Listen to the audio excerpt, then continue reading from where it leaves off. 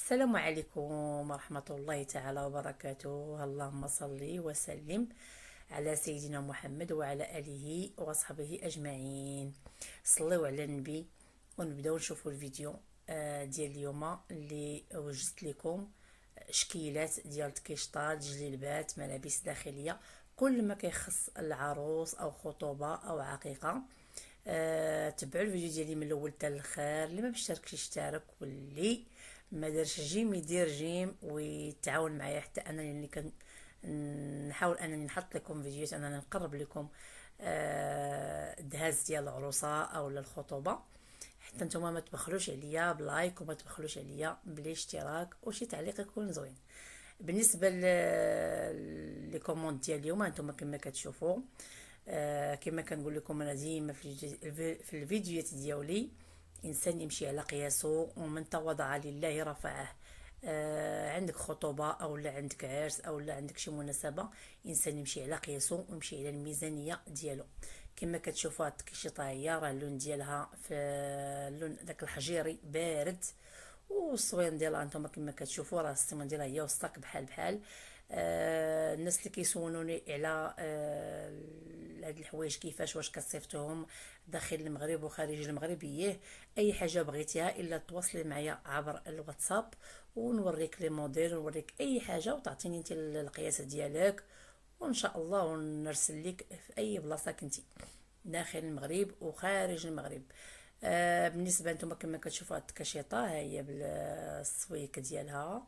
هذه راه الكشيطه ديال الحضور، كيخصها انها تكون كتعرفوا كيبي الملابس وهذا الزي المغربي ديما تيكون تبارك الله تيبري وتيكون فيه الوان رائعه.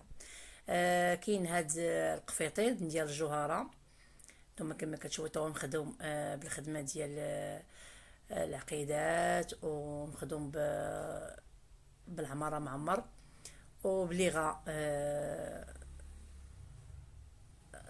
كما كتشوفوا بليغه حتى هي فيها رشيمه حتى هي زوينه، واللون النحاسي ديال هاد البليغه، واللون ديال هذاك التعمار ديال القفيطين مع العقيدات حتى هما في النحاسي. والقفطان اللون ديالو بلون كاسي وفيه النحاسي غير ربما الاضاءه مع كنصور بالليل ما عرفتش علاش عطات هاد الاضاءه كما، بالعكس كان كيبان اللون تاعو ما عطاش التليفون الحق ديالو. بالنسبه لهاد الجليبه هادي نتوما كما كتشوفوا هادو راه جليبات هي طالعين ماشي مخيطين. حيدوا هادي الورقه ديال الشركه او ديال المحل، لان انا ما عندي ما كندير الاشاره حتى شي واحد. انا خدامه مع اي واحد، اي حاجه بانت ليا عند اي واحد خدمه زوينه وطلبوها لي الكليات هي اللي كنجيب. انتم كما كتشوفوا هذه حتى هي اللون ديالها، هذه راه اللون ديالها غوزي بارد، وانتم كما كتشوفوا مطروزه وفيها العقيق. بالنسبه للناس اللي كيكونوا تيحيروا تيبغيو يتقداو تيبغيو يوجدوا الخطوبه او العرس، دروكا تبارك الله ما شاء الله ولا دابا طالع ولا طغى على انك تخيطي بزاف بزاف بزاف. وصراحه الله انا ماشي كنقول ان الخياطه عند الخياط انها ما زويناش، ولكن بالعكس هي زوينه، غير وكان كتكوني حيره داك الثوب اللي كي غيكون وكي غيخرج. ولكن هذا الشيء طالع كتشوفها وكتقيسها وكتشوف اللون كي جاك وكتوكل على الله. كما كتشوفوا هانتوما شتي كما قلت لكم راه ما عرفتش الاضاءه علاش كدير هكا. بالنسبه لهاد الجليبه كاينه مع هاد البليغه هادي. انتم كما تشوفوا راه حتى هي مطروزه وحتى هي راه منبته بالعقيق ومعها صويك. داكشي كما قلت لكم تيبقى على حسب كل واحد القدره الشرائيه ديالو، وكل واحد شنو كيعجبو، وكل واحد واللون فاش كيرتاح. مع هاد الفولار تا هو راه فيه واحد اللون كريمي، لان البليغه والصاك اللون ديالهم كريمي، والجليبه راه في الغوص. انسان يمشي على القياس تاعو، انسان الا بغى يتقدى يخرج يقلب ويجيب دوره ويشوف المحلات ويشوف هكذا ناس كانت مثلا شي حد كيتعامل معاك يثيق فيه.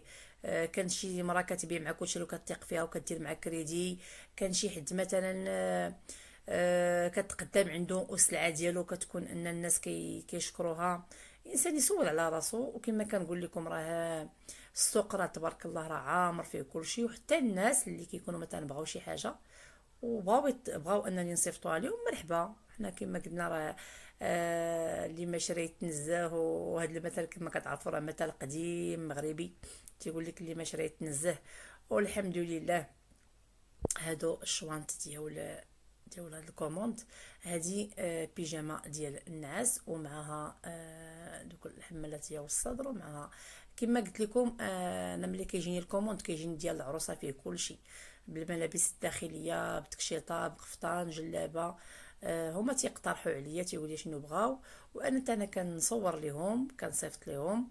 وهما ديك الساعه ملي كنصور اي حاجه قالوا لي هادي اللي بغيت صافي الطاي وكلشي، وكنت انا كنكوموندي ليهم وكنجمع لهم الكوموند. وراكم كتعرفوا هادشي راه فيه شويه ديال التعب وفيه شويه ديال الجرينه. راه تصور كتجري هنا وهنا كتقلب على فين كاين الجال بلدين، فين كاين العصري، فين كاين صحاب التجميل تجيب عندهم مكياج، فين كاين الملابس الداخليه. راه تيكون فيه شوي، ولكن الحمد لله الناس كيثقوا فينا، والحمد لله حتى حنا كنحاولوا اننا نكونوا عند حسن الظن ديال الزبائن ديالنا، لا داخل المغرب ولا خارج المغرب. وبالنسبه لهاد السوميج، هذا راه سوميج دونوي كما كتشوفوا، او قميص النوم، او لا شوميج ديال النعاس كما تنقولوا.